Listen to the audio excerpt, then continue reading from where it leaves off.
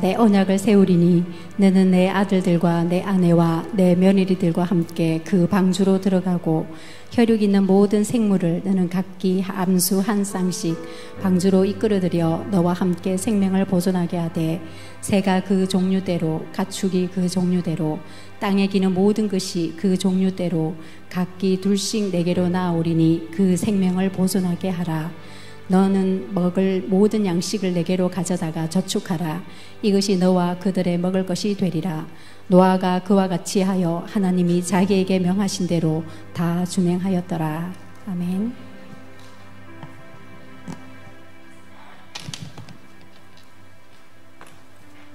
할렐루야. 감사합니다.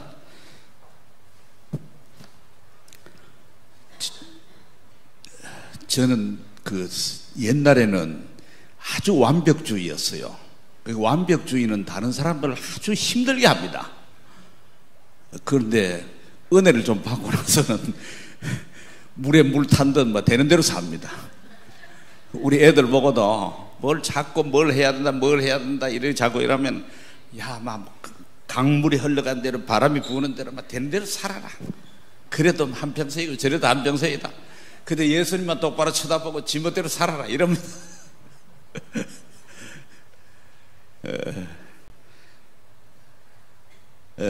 오늘 저녁에 이제 노아 홍수에 대한 걸 좀 얘기를 할 터인데 이게 6장부터 9장까지 분량이 많아요. 그래서 두 분 나눠서 다음 주 금요일 하고 이렇게 나눠서 얘기를 들까 그렇게 생각합니다. 제가 지금 하는 이런 거는 소위 구속사라 그럽니다. 구속사. 성경은 하나님께서 천지 만물을 창조하시고 인간을 하나님의 형상대로 지어가지고 당신이 생육하고 번성하고 땅에 충만하라 해서 하나님 나라를 이룰 생각을 가졌었어요. 그런데 인간이 반역을 했죠. 사단의 꼬드김을 받아가 반역을 했단 말이에요.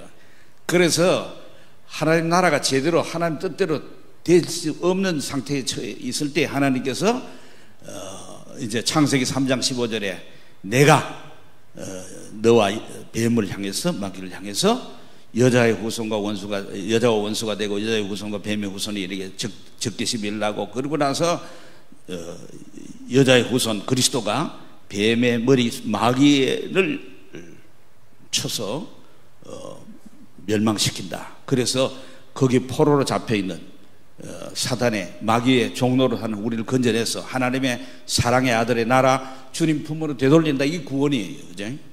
이거에 따라 가지고 쭉 인류를 구원하는 이야기예요. 그래서 이걸 구원의 역사이기 때문에 구원사라 그래요. 구원사. 하나님이 그렇게 하는 것이기 그렇게 세상을 경영하시려고 하기 때문에 구원의 경륜이라고 그래요. 경륜. 오이코노미아. 그래서 여기서 나온 것이 이카노미, 경제예요. 경영하는 거예요. 그래서 세상을 경영하는 방식, 구원의 방식. 그리고 하나님 구원만 하느냐? 심판도 해요. 그렇죠? 그래서 성경은 심판의 역사를 기록했다고도 볼 수 있어요. 일면. 그러나 우리 주님 말씀하신 대로 내가 심판하러 온 게 아니고 세상을 구원하러 왔다 하는 측면에서 구원사라고 얘기해요. 근데 구원인데 구원은 조금 넓은 의미고 조금 더 좁혀서 들어가면은 죄와 마귀와 여기 사로잡혀 있는 자를 건져내 오잖아요. 예수님의 핏값으로 건져내 오잖아요. 이게 구속이죠. 구속. 그래서 구속사라. 그게 역사니까 히스토리니까 구속사 혹은 구원사. 그래서 구원사적으로 이렇게 하기 때문에 이게 쭉 맥을 짚어가는 거예요. 그렇기 때문에 아마 성경을 조금 이제 많이 아시는 분들이나 이게 많이 읽은 분들은 이제 맥을 짚어 나갈 수 있습니다. 오늘 그 가운데서 이게 노아 홍수인데 여기도 우리가 가인이 있고 아벨이 있었잖아요. 그죠? 제사를 드렸는데 아벨과 그 제물은 받으시고 가인과 그 제물은 받지 않으시니까 이 가인이 성질 나가지고 아벨을 쳐 죽여버리잖아요. 그래서 다른 신을 주신 것이 셋이다. 그래서 가인의 계보는 이 뱀의 후손, 하나님께 대적하는 이 세상 사람들의 나인이고, 그 가운데에서 하나님의 택함 받은 자들이 바로 여자의 후손, 그 셋을 통해 난 후손들이 되는 거예요. 그런데 그것도 보면은 나중에 가면 거기서 또 다른 게 막 나오잖아, 그죠? 자꾸 갈라져요. 또 그게 다 순수하게 다 되는 게 아니에요. 이스라엘이 다 이스라엘이 아니잖아, 그죠? 그 중에는 또 뭐 엉뚱한 것들도 많이 나오고 그런단 말이에요. 오늘 여기 4장에 볼 것 같으면은 16절부터 보면은 가인의 여호와 앞에서 떠나서 에덴 동산 롯 땅에 거주하더니 아내와 동침하여 그가 임신하여 에녹을 낳은지라.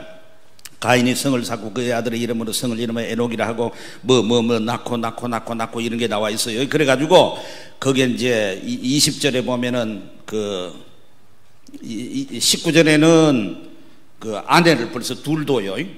이게 한 남자의 한 아내인데 이게 벌써 한번 이 가정을 다 망가뜨리는 일들이 생기고, 20절에는 갓 장막에 거주해서 가축 치는 자의 조상이 됐더니 목축업 이 사람들이 하는 거예요. 누가 해요? 가인의 후예들이 합니다.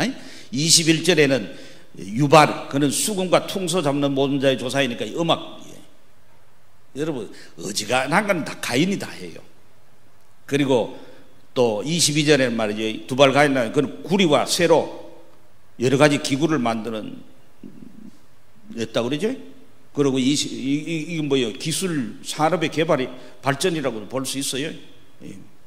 그리고 23절에는 그 뭐 아내들에게 이런 소리를 하고요, 뭐 소년을 주겠다고 큰 소리 붙이고, 24절에는 가인을 위해서 하는 벌이 7배일진데 라멕을 위해 벌이 77배라. 뭐 하나님께서 가인 건드리면, 가인이 표를 줘가지고 못 건드리게 했는데 가인을 건드리면 벌을 7배나 주겠다니까, 라멕이 뭐라 하면 날 건드리면 77배라는 거야.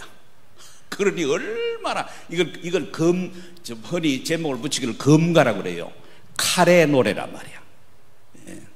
그러니까 이게 꼭 뭐 같으냐면 이 표현들이 이렇게 가만 보면 웬 젊은 애들, 이게 노는 애들 있잖아요. 노는 애들 모여가 무슨 얘기 합니까? 전부 다 지 나쁜 짓 한 거. 사람 많이 때리고 뭐 술 먹고 싸움질하고 가지고 뭐 어떻게 했는데 전부 그런 무용담 있잖아요. 그거를 해야 거기서 잘 나가는 거야. 이거지. 꼭 그런 식이야. 이 가인의 후예가 이게 문명을 발전시키고 산업을 발전시키고 이렇게 했지만 그것을 전부 악으로 죄악된 것으로 많이 해요. 그래 이 세상 문화라는 것이 사실 그런 면이 있어요. 여러분 우리가 여기 찬양하는 게 얼마나 소중한 귀한 일이에요. 이렇게 우리 노래 잘하는 사람들이 여기 안 와 있으면 다 어디가 있을까요? 노래방 가 있지 뭐 그죠? 안 그러면 그죠? 안 그러면 정말 뭐 이게 뭐 K-팝 뭐 이런 데 나와가지고 뭐 당선되면 가수로 나갈 끼고, 가수로 나가서 무슨 노래 부르겠어요? 가수들이 대체 대박 하는 게 지하실에서 녹음할 때 귀신 보고 대박 하잖아요. 그런 얘기 많이 듣죠? 예. 귀신 보면 대박 친다 이러잖아요. 그런 이 노래 전부 통틀어 가지고 세속적인 노래가 많아요. 하나님 찬양한 노래가 많아요. 그건 뭐 게임이 안 되는 겁니다. 세상 문화라는 게 대체로 그래요. 악용하는 게 많아요. 왜? 부패 타락한 인간이니까 그걸 하나님 영광을 위해서 좋게 쓰려고 안 달궈준단 말이죠. 그런데 이제 여기 이제 셋에 25절 26절부터는 말이에요, 셋을 낳고 다른 신을 주고 셋을 낳고는 26절 끝에 보면은 비로소 여호와 이름 불렀다. 여호와 이름 불렀다는 건 하나님을 경배하고 하나님 섬겼다 이 말이에요. 그리고 5장에 가서 아담의 계보가 이러하다 하면 쭉 나오는데, 아담의 계보가 쭉 나오는 거죠. 아담은 이제 전부 다 하나님을 잘 믿는 계보가 여기 나와 있어요. 이 가인의 계보하고 아담의 계보를 딱 비교해 보면 금방 나와요. 이건 아담의 계보는 대체로 보면 누가 몇 살 살고 뭐 몇 살에 놓고 죽었다 이래 나와요.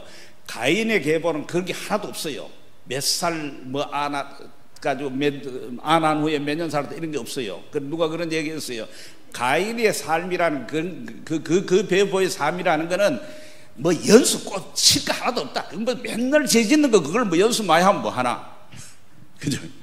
예수 믿고 살아간 한 해가 그게 복된 거다. 어떤 사람이 60에 예수 믿었어. 그러니까 자기가 62이야 나이가. 그러니까 몇 살이라 그러면 난 2살이야 2살. 진짜 하나님 알고 거듭나서 새 생명을 얻은 나이는 인간답게 사는 나이 2살이야, 2살. 60년 뭐 했느냐? 그 헛된 삶 사는 거야, 말하자면. 죄만 지은 거죠. 그렇게 얘기하는 분도 있습니다. 그리고 이제 우리가 이 5장 32절에 보면 노아는 500세 된 후에 셈과 함과 야벳을 낳았다 그러고 6장 넘어갑니다.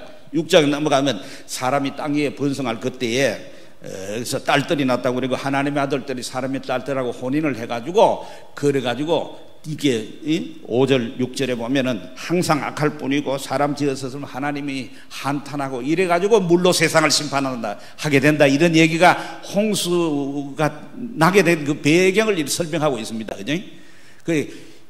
결혼을 잘해야 돼요. 결혼을 잘해야 돼요. 처녀 때 믿음 좋은 사람이 결혼하는 거 보면 알아. 주일학교 반사 그렇게 열심히 하는 사람이 결혼 잘못하고 곡기 가지고 평생 기도 제목 하나 남편 구원하는 거, 그리고 맨날 핍박 받으면서 예배다 나오는 거. 그런데 믿음도 별로 없는 처녀가 장로님 집에 시집을 갔어.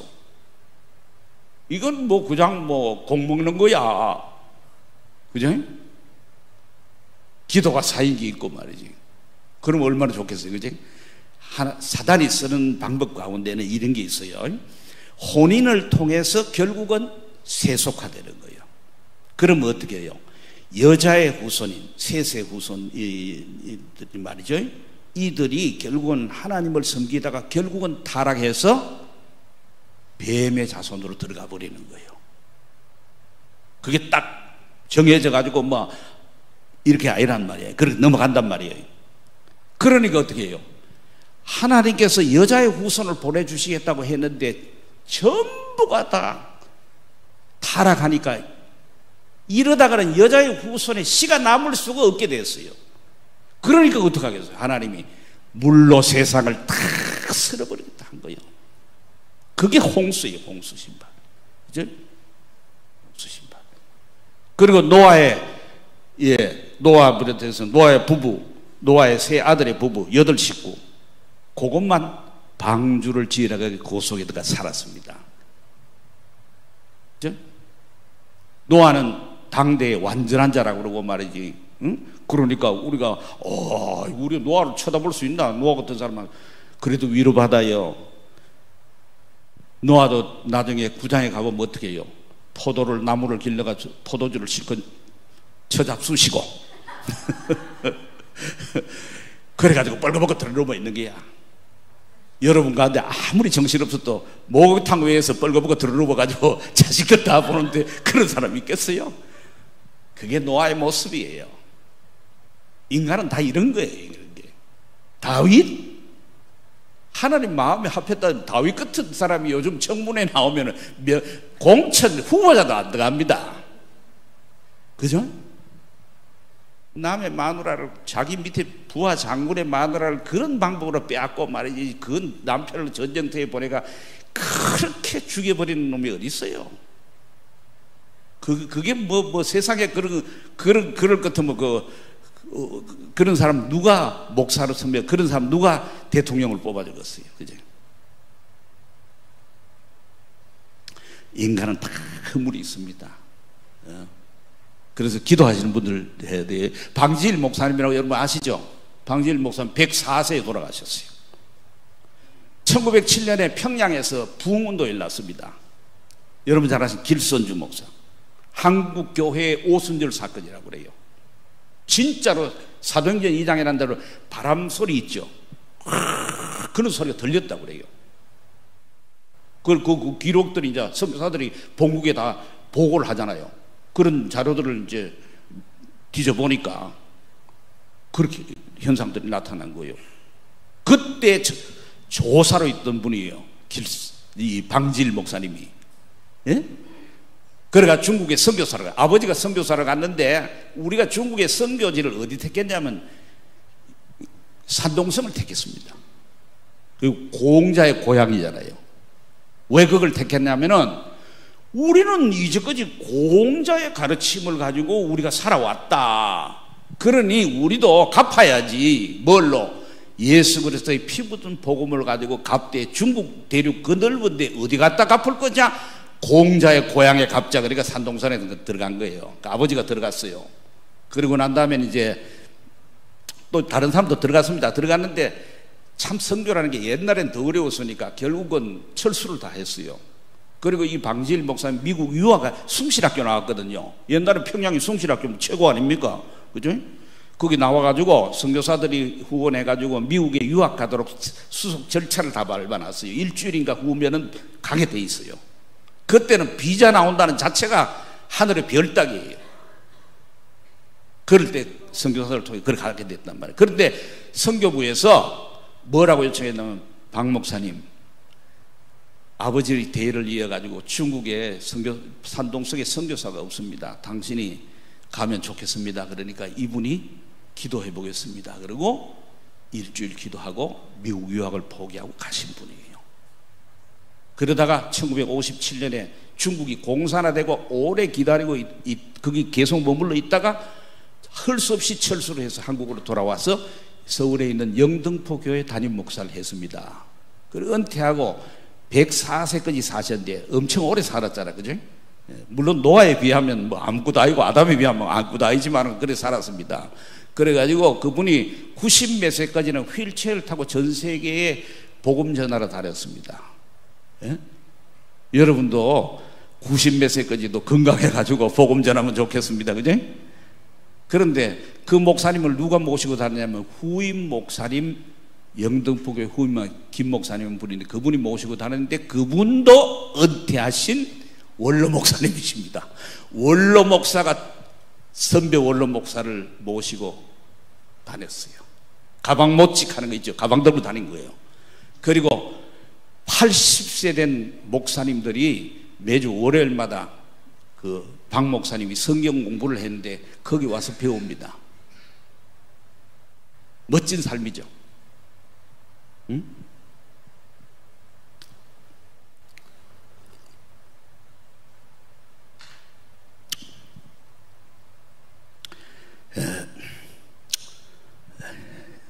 이런 참 훌륭한 어른이 우리 한국교회에 있었습니다.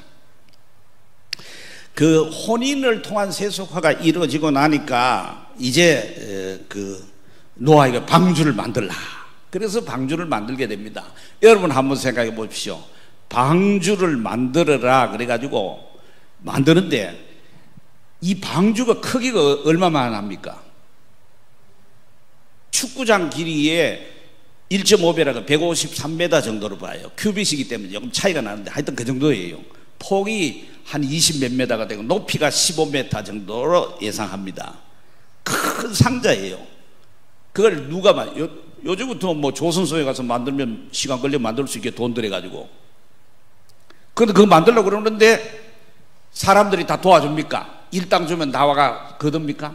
그렇지 않았을 거예요. 노아의 8 식구가 만들었을 거예요.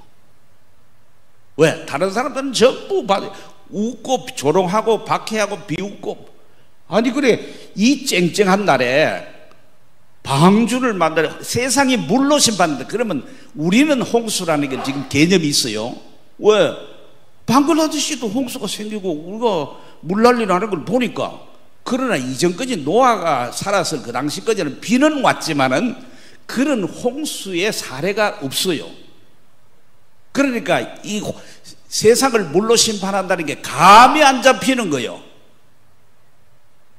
옛날 폰 쓸 때 스마트폰이 나온다 그러니까 설명을 신문에 놨는데 뉴스에 놨는데 감이 잘 안 잡히더라고. 그래도 그거는 만들 수 있겠지 이렇게 생각했어요. 근데 세종대왕에게 날틀 비행기, 세종대왕의 스마트폰, 그 시대에 만약 설명한다면 감 잡겠어요? 세종대왕이 머리가 좋겠지만 어려운 것처럼 홍수 심판이라는 건 상상할 수 없어요. 그런데 홍수로 세상을 심판하시겠다 그랬단 말이에요. 응? 그런데 그걸 만들어요. 아마 8 식구가 만들었기 때문에 시간도 많이 잡아서 그러니까 120년이 되리라 했지만 120년 동안 만든 건 아니고 상당한 기간 오랫동안 수십 년이 걸려서 만들었을 거예요. 그거 만들고 쉽겠습니까? 여러분 노아가 뭐 목수입니까? 노아에게 무슨 장비가 막 있었습니까? 그걸 만들었단 말이에요. 예? 이게 참 대단한 거죠. 그렇기 때문에 우리가 히브리서 11장 7절에 히브리서 11장 7절 띄워주세요. 믿음으로 노아는 아직 보이지 않는 일이죠. 물로 세상을 심판하는, 이게 홍수라는 게 하늘에서 하늘 뚜껑이 열려가지고 물이 쏟아지고 밑에서 땅에서도 물이 올라옵니다. 바다에서도 융기가 돼가지고 물이 올라오는 이런 현상이란 말이에요. 그런 걸 경험하지 않고 상상할 수 없는 그런 때에 경고하심을 받아 경외하면 두려워했다는 거예요. 뭐 하나님이 무서워가지고 벌벌 떨어가 만들었다는 게 아니라 하나님을 참으로 사랑하고 존경했기 때문에 경건한 두려움으로 방주를 준비하여 그 집을 구원했다 그랬어요. 그 집이라는 건 그 가족을 구원했다 이 말이죠. 이로 말미암아 세상을 정죄하고, 세상은 누구냐? 세상 사람들, 그 당시에 전부 다 노아가 세상에 심판이 있다, 물로 심판이 있다, 그러니까 내가 방주 만들 테니까 너희 다 들어오라고 그랬어요. 기회를 다 줬어요.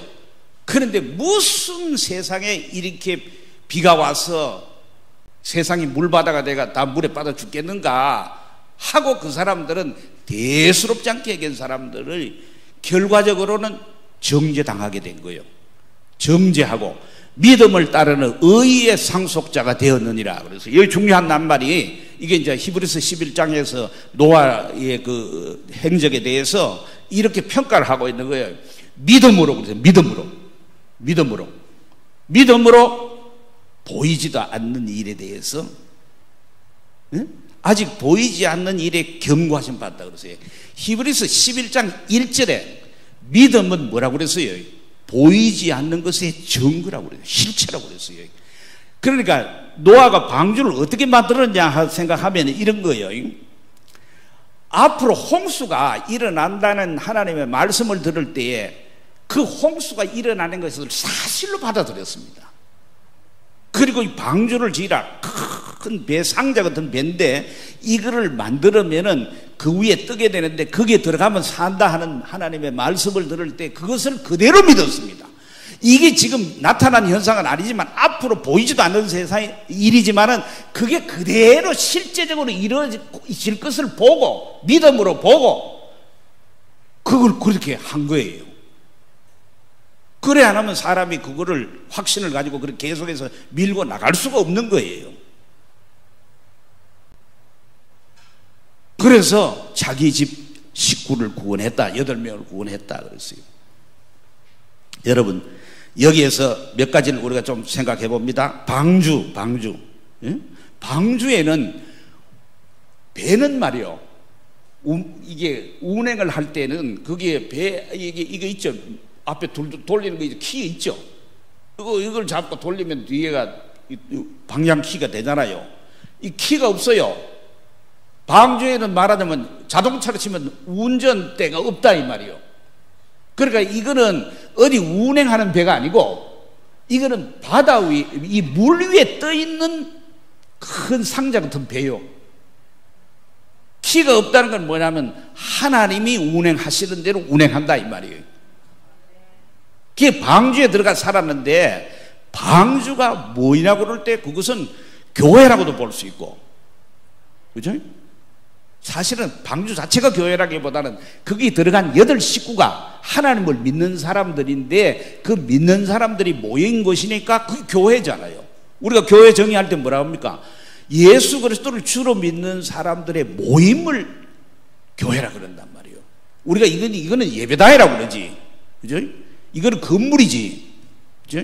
이거는 교회는 아니에요, 그죠? 대구 믿음의 교회 식구들이 저 야외에 나가서 모이면 그게 교회예요. 그게 모임 자체가 교회예요, 그죠? 그 방주에 8식구가 모여 있으니까 그게 교회지요. 또 방주는 어떤 면에서는 그 방주에 들어가서 살았다는 것은 복음을 전하는 교회를 통해서 살았다는 표현도 되고, 그것이 그리스도의 모형이라고도 생각해 볼 수 있어요. 물론 노아도 그리스도의 모형이기도 너도 생각해 볼 수 있기도 하지만은 아무튼 방주에 들어가 살았다는 거예요. 방주라는 말이 그 히브리 단어의 뜻이 뭐와 똑같은 단어가 어디 쓰였냐면, 모세가 나일강에 있을 때에 갈대 상자에서 살아났죠. 물에서 건짐 받았죠. 그래서 모세라는 이름 아닙니까? 그 갈대 상자라는 단어하고 똑같은 단어를 쓰는 거예요.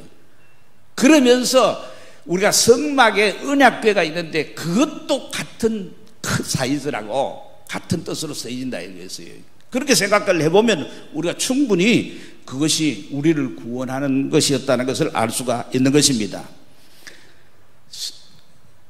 의의 상속자가 됐다 하는 요 말을 생각하면은, 의의 상속, 의라는 건 하나님 보실 때 옳은 거 아닙니까?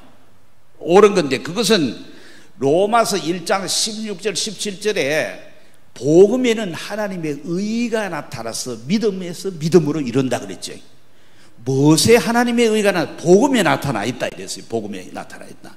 로마서 3장 21절, 그러나 이제는 율법 외에 하나님의 한 의가 나타났다 이랬어요. 이거는 하나님이 마련하신 의다 이 말이에요. 하나님이 마련하신 의. 그게 뭐냐? 그게 복음이에요. 그게 뭐냐 하니까, 예수 그리스도께서 우리 죄를 위해 십자가에 죽으시고 3일 만에 살아난 것이 우리를 의롭다 하시게 된 것인데, 그 예수의 죽으심과 부활이 복음의 핵심 아닙니까? 그죠? 그거를 믿는 자를 의롭다 하시는 거예요. 이게 하나님이 우리를 의롭다 하시는 하나님이 마련하신 의예요. 의. 율법으로도 가능해요. 율법의 의도 있어요. 율법의 의. 네가 율법을 그대로 다 지키면 살리라고 그랬어요. 그럼 율법을 다 지키면 돼요. 그런데 문제는 율법은 다 지킬 수가 없다는 거예요. 또 사실은 엄밀하게 따지면은 아담의 후손이기 때문에 죄 가운데 태어나서 원죄가 있기 때문에 방법이 없어요. 그렇지만 그거 제껴놓고 우리 보고 다 지키라 해가 다 지키면 우리가 할 말이 있을 수 있어요. 그런데 다 지킬 수 없기 때문에 율법의 의로는 하나님 앞에 의롭다함을 받을 방법이 없어요. 실제적인 길은 있는데 없어. 그런데 예수 그리스도께서 십자가에 죽으시고 부활하신 이 복음을 통해서 이것이 하나님이 마련한 의인데, 그래서 우리가 그걸 믿는 거예요. 그냥 우리가 뭐 한 게 없어요. 예수님이 2000년 전에 십자가에 이 세상에 인간의 몸을 입고 오셔가지고 십자가에 죽으시고 부활해가지고 다 해놨어요. 그리고 이걸 복음이라고 이름 붙여서 우리에게 알려주는 거예요. 선포하고 전해주는 거예요. 그러면 그걸 믿으면은 그냥 그거 받아들이면 이 말이에요. 받아들이면 믿는 게 또 하나의 내가 니는 안 믿네 나는 믿었다 이래가지고 네가 하지 못한 걸 내가 했다고 하는 행위가 아니고, 그냥 거지가 손으로 받은 것처럼 지가 손잘 내밀어가지고 고깃덩이를 얻어먹어요. 주인이 주니까 그저 받아먹은 거지. 은혜로 된 거라 이 말이에요. 이게 하나님의 의의단 말이에요. 우리가 그것을 은혜 언약이라고 그러고 복음이라고 그러고 말이에요. 그게 구원의 길이라 하는 말씀인 것입니다. 그죠?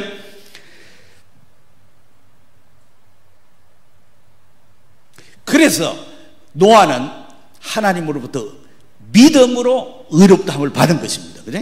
믿음으로 의롭다함을 받아가지고 의의 상속자라 그랬는데, 옛날 성경은 후사라 그랬어요. 상속이란 말 자체가 벌써 은혜의 말입니다. 이게 선택의 말입니다. 왜냐하면 이건 자기 행위하고 상관없는 거예요. 여러분, 상속이라는 거 생각해 보세요. 상속자가 누가 돼요? 아무나 상속자 됩니다. 그럴 것 같으면 나는 이건희 상속자 되겠어. 응? 그죠? 그거 안 되잖아. 이건희 아들로 태어나야지 가능성이 있는 거지 그죠? 벌써 이것이 제한되는 거예요. 이것이 우리 마음대로 원한다고 되는 게 아니란 말이에요. 하나님의 예정 속에서, 택하심 속에서 되어지는 것을 우리가, 성경은 거의 다 그렇게 다 되어 있어요. 들어가 보면 다 그렇게 되어 있어요. 그래서 그는 의롭다함을 받고 의의 상속자가 돼가지고, 만일에 이렇게 생각해 봅시다. 그 시대에 노아의 8 식구들도 전부 다 물에 다 휩쓸려 갔으면 어떻게 되겠어요? 하나님의 여자의 후손이 올 방법이 없어요. 그러면 하나님의 의라는 걸 우리가 제공받을 길이 없어요. 그가 살아서 상속자가 돼가지고 우리들에게 후대를 전해줬기 때문에, 그 물론 뒤에는 셈, 함, 야베 있을 때 셈을 통해서, 그래서 셈의 하나님 여호와를 찬양할지어다 이랬고 셈의 후손으로 아브라함이 오셨단 말이야. 그 다윗이 오고, 그죠? 그러니까 다윗과 아브라함의 자손 예수 그리스도가 오셔가지고 그분이 십자가에 죽으시고 부활해서 결국 하나님의 의가 되셔가지고 우리로 하여금 그 의를 받아 혜택을 볼 수 있도록 해주셨단 말이야. 예? 그런 의미에서 노아 영감이 잘 믿어가지고 살아준 것이 얼마나 큰 축복인지 몰라요. 우리 살린 거예요. 우리 살린 거. 노아가 괜히 뭐 그때 자기가 자리가 방주 만들어가지고 그러니까 저 가족만 살린 게 아니고 그게 오늘 우리를 살리기 위해서 하나님이 창세전부터 준비하신 일들이라 이 말이요. 그렇기 때문에 그런 구원이 어디 날아갈 일이 하나도 없습니다. 구원의 확신은 내가 뭐 열심히 믿어 기도해가지고 막 무슨 발동기 가동하듯이 해가지고 믿음을 일으켜가지고 믿는 게 아니고 하나님이 다 해놓은 것만 생각해보면 맞잖아 그거요. 그리고 그냥 받아들이는 거요. 앉아서 곡 먹은 거요. 그래서 은혜인 것입니다.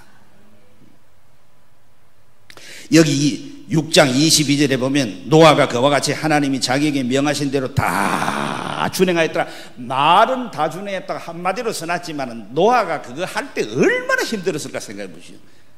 여러분 한 100년쯤 방주를 만들었다든지 80년을 만들었는지 아니면 한 10년을 만들었다고 생각하더라도 그거 만들면 얼마나 매일같이 그거 얼마나 힘들어요.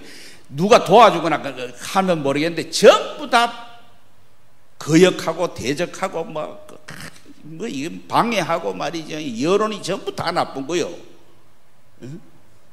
그 노아는 말이죠. 이걸 만들면 앞으로 홍수 심판인데 다 너희들 들어와 살아라고 들어가고 자꾸 전도하는 거야.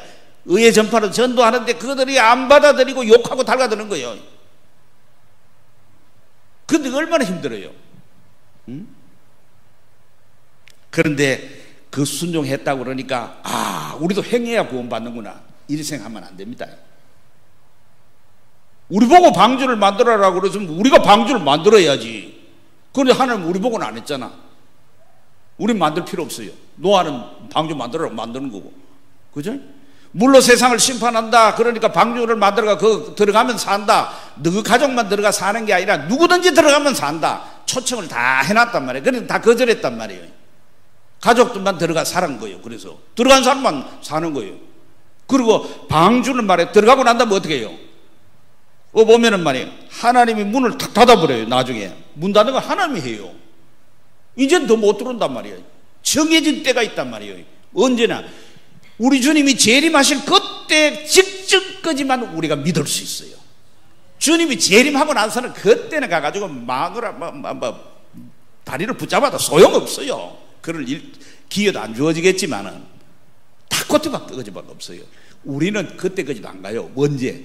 우리가 그때까지 살면 다행인데 그게 아니고 70 아니면 80이라서 우리 살아있는 동안에만 붙잡을 수 있는, 믿을 수 있는 구원의 천국에 침노할 수 있는 기회가 주어진단 말이에요.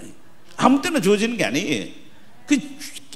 지금은 보라, 지금은 은혜 받을 만한 때요. 구원의 날이로다 해서 주님이 말씀으로 전해주실 때 그냥 받아야 되는 거예요. 되게 전도할 때도 그래요. 남편이 안 믿잖아요. 초장에 잡아야 됩니다. 차차차차 나오겠지 이렇게 감화를 받아. 마누라 감화 받아가 나오는 사람 거의 없습니다. 가끔 있지. 여러분 감화를 끼친다는 게 얼마나 힘들어요. 10번 20번 잘해도 한 번 잘못하면 다 날아가는 거예요. 그러니까 초장에 잡아야 돼요. 바가지를 그때 끌어야지 뭐 나중에 가서 뭐 때 되면 나올 거다 그래가지고 자꾸 기도했는데 뭐 나이 50, 60대도 안 나와요. 힘들어요. 그리고 또 겪어보면 알지만은 또 안 믿는 마누라가 데리고 나오면 더 힘듭니다. 어떤 사람은 좀 쉬운데 어떤 사람은 안 나오는 사람 빡빡하고 하면 이건 진짜 남자들 그 감당 못합니다. 아무튼 그렇습니다. 그죠? 그러면 노아 입장에서 우리가 그게 이제 노아와 8식구가 하나의 교회 아닙니까? 그죠? 근데 그 8명이 뜻이 맞아야지 그거 만들 수 있을 거 아니겠어요? 여러분, 부부 간에는 뜻이 잘 맞습니까? 쉽지 않아요. 네? 어제 제가 그저께 제 처남이 마산에서 목회를 하는데 뭐 좀 좋지 않은 일이 있어가 와서 이제 뭐 예배도 드려주고 이제 뭐 좀 해달라 그래가 갔어요. 돌아왔어요. 돌아왔는데 오후 늦게 아침 일찍 출발해가 오후 늦게 돌아와서 피곤하잖아요. 그리고 저녁을 간단히 먹고, 요새 제가 건강이 안 좋아가지고 밥을 많이 안 먹어요. 보통 때보다 반보다 배도 더 갖고 지금 몸무게도 몇 킬로 줄었어요. 그런데 이제 우리 집사람가 학교 운동장 가서 걸으라는 거야. 성질이 팍 나는 거야. 아니 그냥 내 걸으러 가는데 당신도 갈 생각 있으면 가자 이랬으면 내가 낯섰을 거야. 그런데 가자는 거야.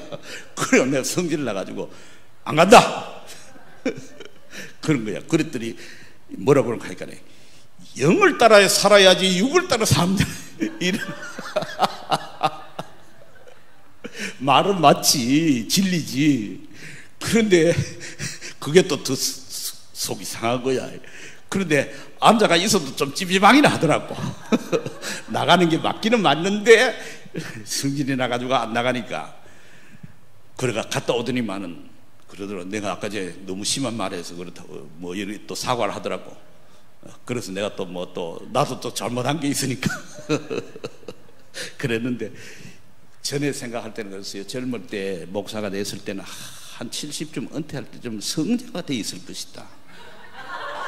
대체로 그 정도 목사님들은 성자가 안 되겠나? 평생 설교를 저만큼 했고 안 그렇게 했나? 그죠? 이런 생각했는데 내 사람은 옛날이나 지금이나 별반 차이가 없어. 잘 변하지 않더라고요. 그래서 더 믿음이 필요한 거예요. 오직 믿음으로 구원받는 거다. 내 행위를 내 마음에 심보를 봐가지고는 절대 불가능하다. 오직 예수 그리스도의 피밖에 없다. 믿음밖에 없다. 은혜밖에 없다. 네? 그런 생각을 하게 되는 것입니다. 여러분, 그런데요, 하나님께 순종하는 게 쉬운가, 남편에게 순종하는 게 쉬운가 한번 생각해 보세요. 우리 믿음의 조상이 누굽니까? 노아입니까? 물론 노아도 믿음의 조상이라고 볼 수 있어요. 그런데 우리가 보통 누구 믿음의 조상 그럽니까? 아브라함 그래요. 아브라함 하고 사라를 생각해 보세요.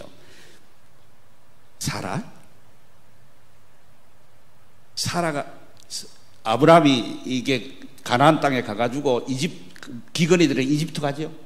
이집트 갈 때 사라도 같이 가죠. 그 사라가 너무너무 이쁘잖아.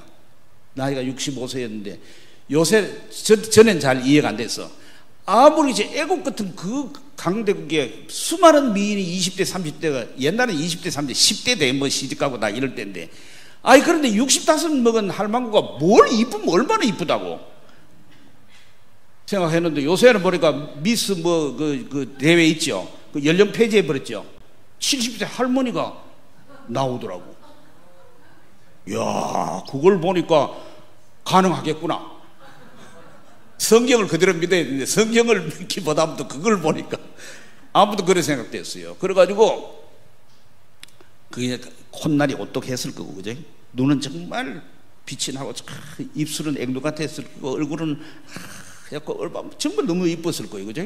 그래 안 하면 애굽의 파라오가 그걸 데려가겠어요?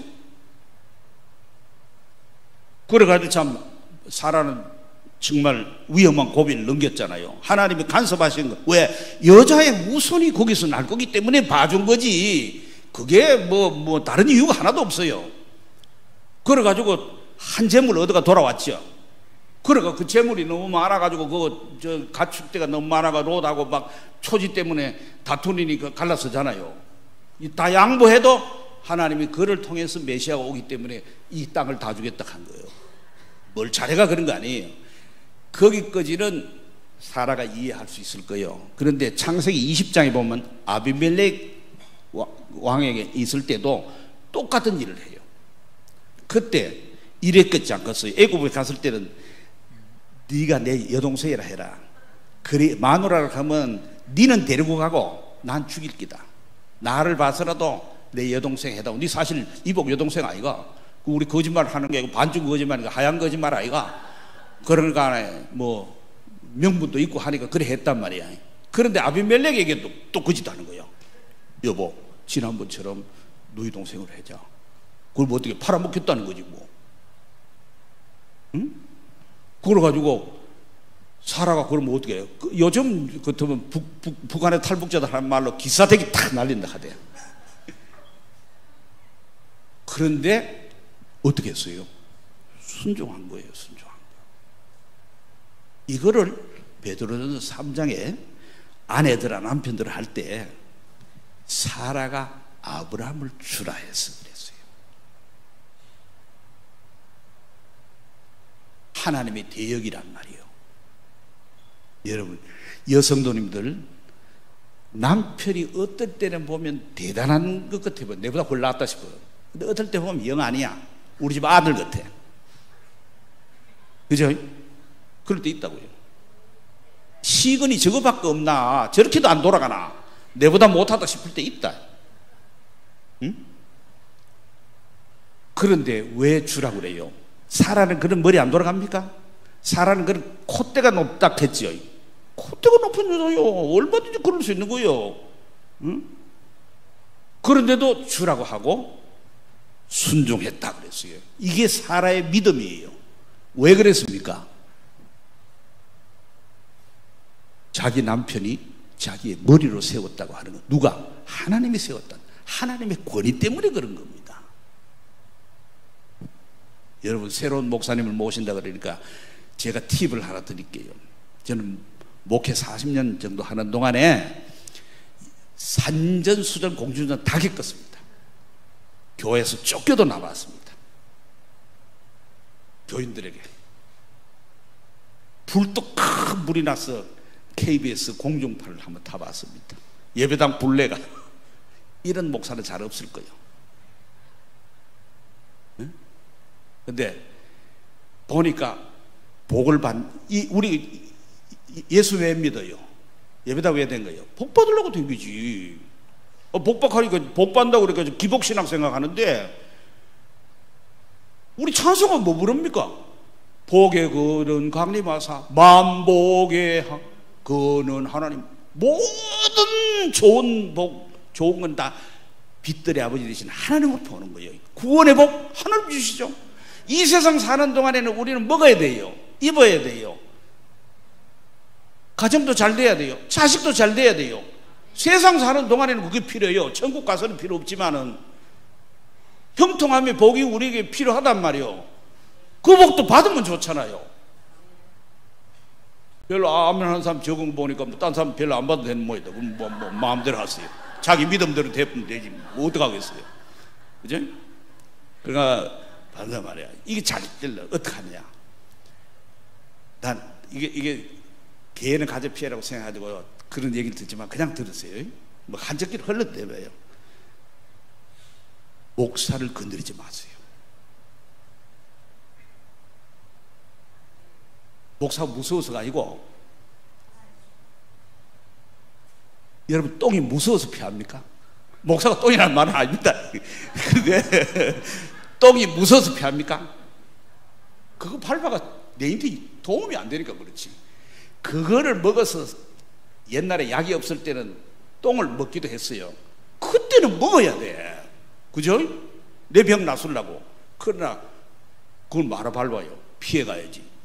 그런 말씀이 있습니다. 성경 하나 한번 떼어보세요. 그거. 히브리서 13장 17절. 저는 이거 그냥 생각 안 합니다. 있습니까? 그게? 없습니까? 그러면 보십시다.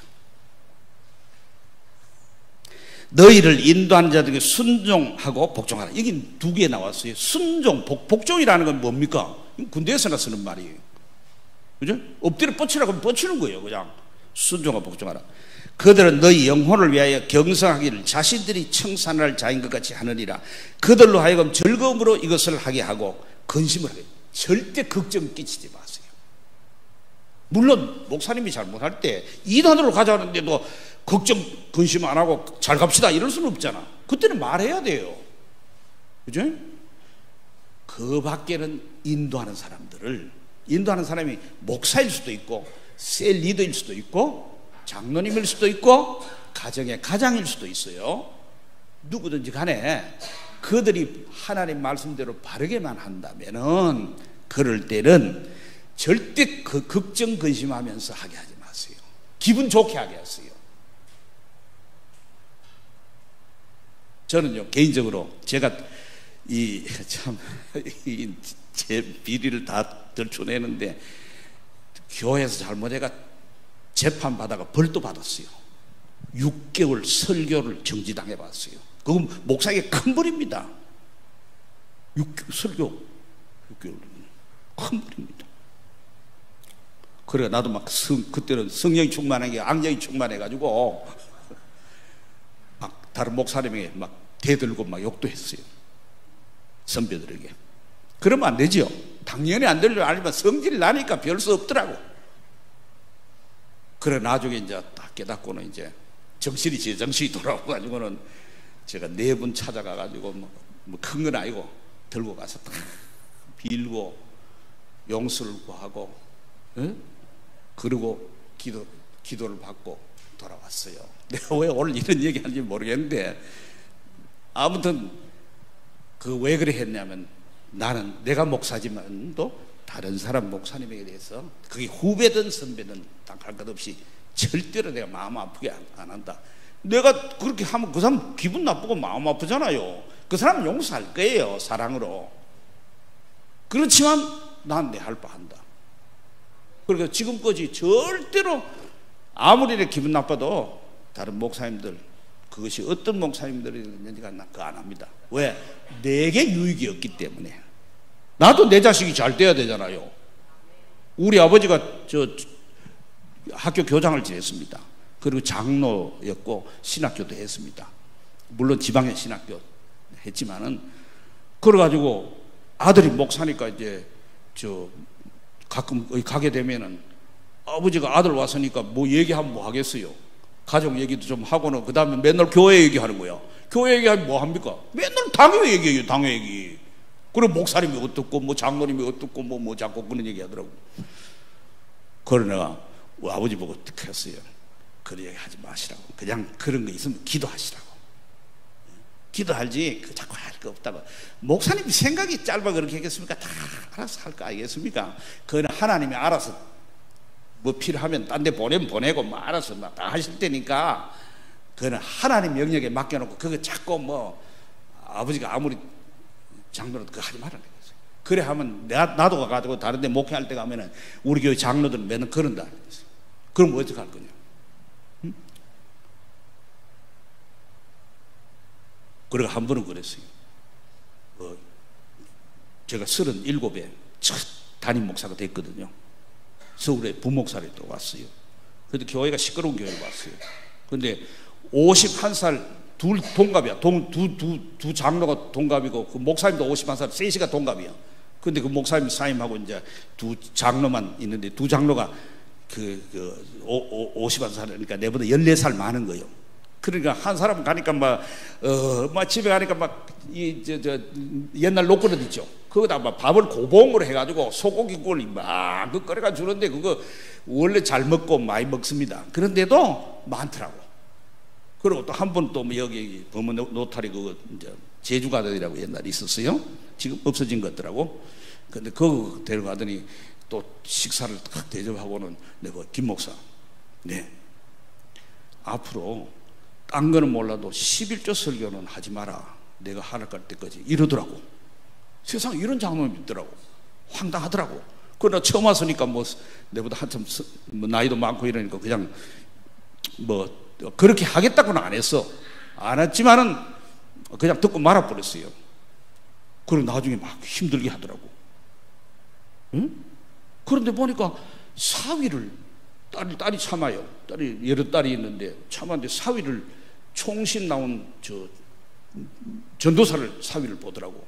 야, 참 저 집에 저렇게 복을 받았구나 싶은, 꼭 뭐 그래야 받는 건 아닌데 하여튼 막 그렇구나 이렇게 생각했어요. 그러고 이제 그 장로님은 다른 7일 당하고 딴 데 가고 갔는데 한 25년쯤 지내가지고 우리 권사님을 통해 가지고 누구 카드를 가만 생각해. 옛날 기억이 나. 그 딸 이름이 날 만나러 오고 싶다는 거예요. 왜 만나러 오라고 했는데 그러니까 뭐 와서 드릴 말씀 있고 식사도 대접한다고 그럼 오라고 그랬어. 저 수원 산대요. 그러고 왔더라고요. 그래가지고 식사를 대접하고 그다음에 이제 하는데 온 목적이 뭐냐면 아버지를 대신해서 사과하러 왔어. 아버지를 대신해서. 네? 우리 아버지가 잘못한 거 지금 제가 딸로서 사과하러 왔습니다. 용서해 주시길 바랍니다. 이러더라고. 그래서 뭐 용서 이미 예전에 했지. 그렇지만 또 공식적으로 용서하고 기도해주고 그랬는데 그래서 내가 물어봤어요. 목사 사모거든요. 그래서 그 남편들은 목사님 수원서 목회하는 모양이죠. 뭐 어떻게 잘 계시죠? 이랬더니 제보고 하는 말이에요. 목사님 목회가 되겠습니까? 이러더라. 목회 안 합니다 하더라고. 우리 아버지가 그랬는데 어떻게 제 남편이 목회가 되겠습니까? 다른 일을 한다고 하더라고. 참 무섭더라고요. 그러니까 이게 10년대로 거두는 거예요. 절대로. 그래서 우리는 우리 자녀들이 잘 돼야 되잖아요. 난 자식이 여호와의 주신 기업이다 상급이라고 하는 말을 나는 그 생각하고 자식이 잘 돼야 돼요. 응? 그죠? 그것도 마음대로 안 되는 거지만은 어쨌든 내가 할 바로는 해야 되잖아요. 그리고 내가 잘 믿고 좋은 신앙을 전수해주고 기도해주고 그렇게 해야 되잖아요. 그래서 절대로 난 이거 딴 교회 가서도 나는 그런 얘기 합니다.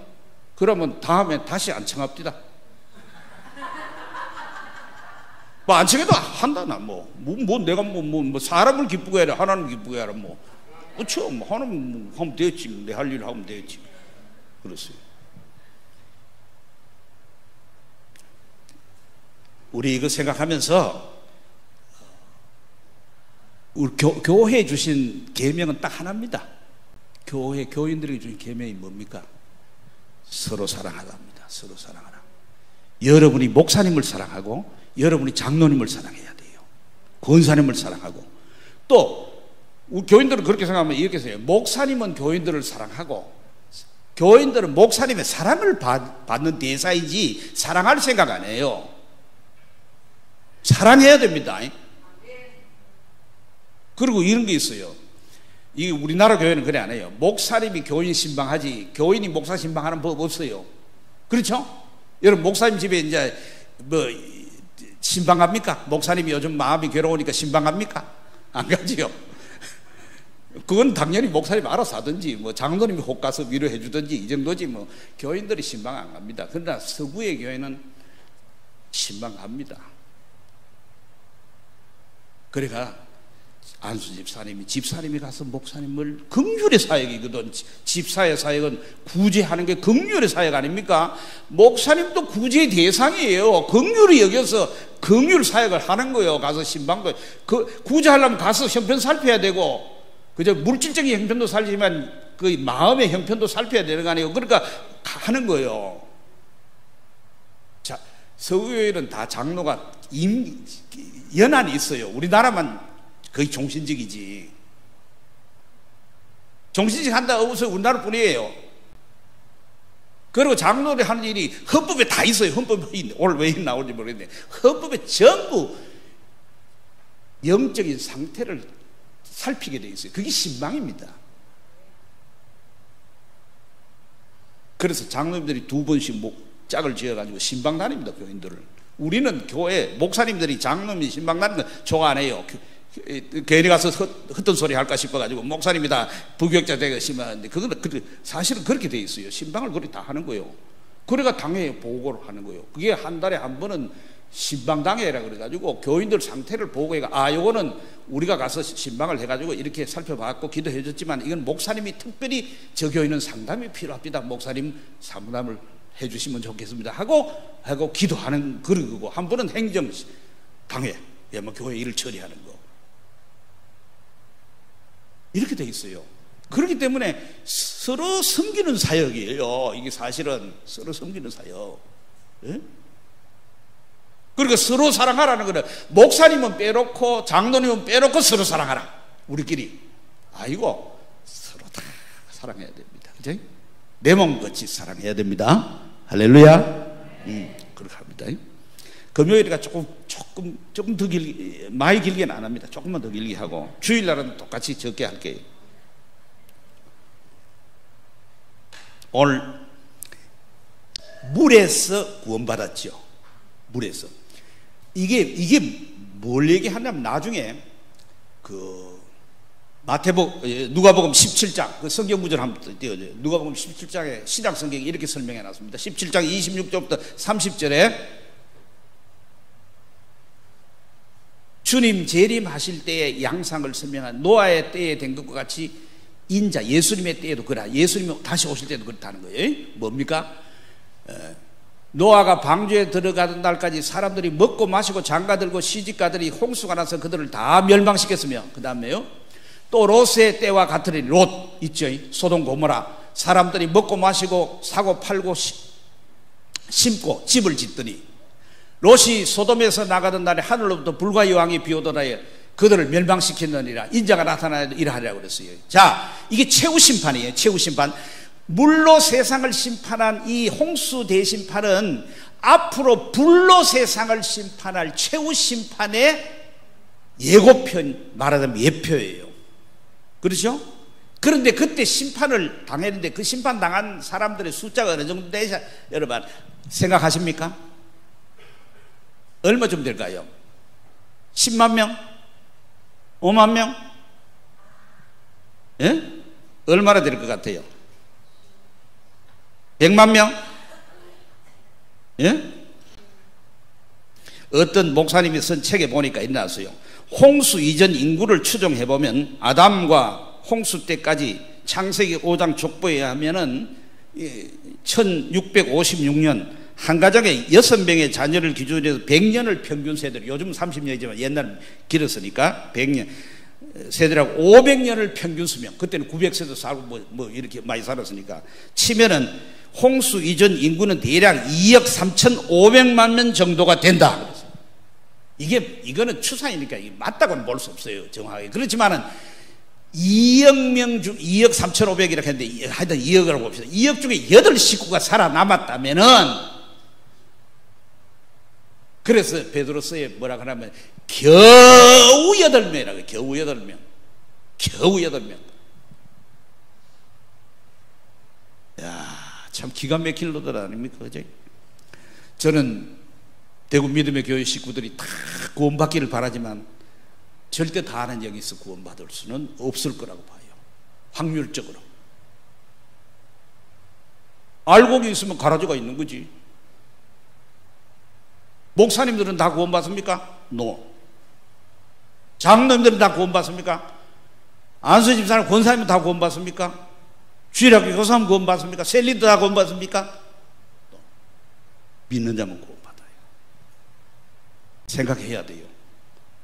너희가 과연 구원받은 믿음을 갖고 있는지 스스로 생각해보라 한 말씀대로 생각해봐야 돼요. 그런데 물로 세상을 심판하잖아요. 물로 세상을. 그게 뭡니까? 하나님의 최후 심판이 물로 인해가 심판을 하고 물에서 구원받는 거예요. 베드로서의 그 말씀이 나옵니다. 우리 베드로전서 3장 20절 21절 한번 띄워주세요.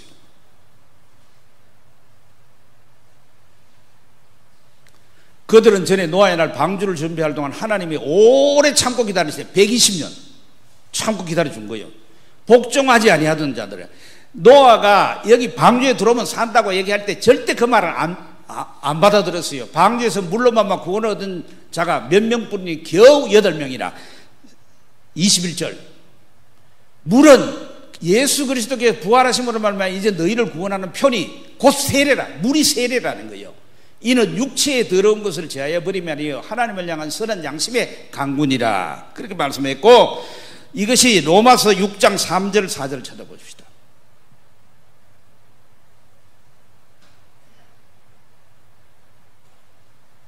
구약시대에요, 출애굽할 때 홍해 바다를 건너지요. 고린도전서 10장 1, 2절에 이런 말이 있어요. 그냥 찾지는 않아도 돼요. 근데 거기 뭐라고 그랬냐면 홍해 바다를 건너는데 걷는 것이 물 가운데서 구원을 받은 거예요. 물 가운데 구원 거예요. 그게 최후 심판이라는 것이 어떠냐면, 물에서, 그때 불이지만은 이거 노아 홍수가 최후 심판의 예표로서 볼 때는 물이 심판에서 멸망을 당하고 물 가운데서 살아남는 거예요. 주님이 재림하시면은 구원받을 자가 있고 심판받을 자가 그때 다 갈라지는 거예요. 그런데 물이 세례라고 그랬어요. 세례라는 게 뭐냐, 우리가 로마서 6장 한번 띄워주세요. 6장 3, 4절. 무릇 그리스도 예수와 합하여, 연합하여, 뭘로 연합합니까? 예수님하고 믿음으로 연합하는 겁니다. 성령으로, 믿음으로 연합하는 겁니다. 세례를 받은 우리가 세례 받은 거예요. 이 세례는 꼭 교회에서 물로 세례를 받는 사람만 아니라 이게 성령 세례, 성령이 그에게 믿음을 주셔가지고 예수 그리스도와 연합하여 받은 우리는 그의 죽으심과 합하여 세례 받은 줄 알지 못하나요? 우리가 예수님이 십자가의 죽으심과 더불어서 같이 연합해가 같이 죽었단 말이에요. 뭐가 죽었어요? 내 옛사람이 죽은 거예요. 그 다음에 4절. 그러므로 우리가 그의 죽으심과 연합하여 합하여 세례를 받음으로 그와 함께 장사됐어요. 죽었기 때문에 장사하는 거예요. 시체이기 때문에 장사하는 거예요. 내 옛사람이 시체가 돼가지고 무덤에 장사된 거나 마찬가지란 말이에요. 이는 아버지의 영광을 받는 그리스도를 죽은 자 가운데 살리신 것 같이 우리로 또한 새 생명 가운데 행하게 하려 함이라 그랬어요. 예수님이 부활하셨어요. 연합해서 내가 같이 살아났습니다. 그거 살아났는데 순서가 있어요. 뭐? 영이 먼저 살아났어요. 그게 뭡니까? 내 영의 부활입니다. 그게 뭡니까? 거듭남입니다. 영이 살아. 그 다음에 우리는 영만 있는 게 아니고 육이 있잖아요. 몸이 있잖아요. 그거는 주님 재림할 때 우리 몸이 부활하는 거예요. 영이 부활한, 영을 부활시킨 성령이 내 속에 있으면 나를 거듭나게 해서 영을 살린 그 성령이 우리 죽을 몸도 살리시리라 그래서 몸도 부활하게 하는 거예요. 그래서 예수 믿는 원리가 요 속에 다 들어있습니다. 자꾸 이렇게 하지 마세요. 주여, 나로 하여금 난 아직도 옛날 성질이 그대로 있습니다. 이 성질 죽어야 되는데 하고 자꾸 기도해도 조금 죽는 것 같은데 어느 날 보면 더 살아가 펄펄거리고 여전하구나 싶어가지고 절망해요. 그렇죠? 성화, 거룩해진다는 게 잘 안 돼요. 그래서 교회 다니는 사람들 이런 얘기 합니다. 아, 예배 다 되고 예수 믿어도 천성 성질은 안 바뀌더라 이렇게 해요. 아니, 천지 만물을 창조한 하나님께서 그 죽은 사람을 살려가지고 새 생명을 줬는데 왜 성질이 안 바뀝니까? 바뀌어야 당연하지. 그런데 현실은 안 바뀌는 거야. 그래가지고 바꿔달라고 자꾸 기도하는데 기도할 때는 바뀌는 것 같은데 안 된 거야.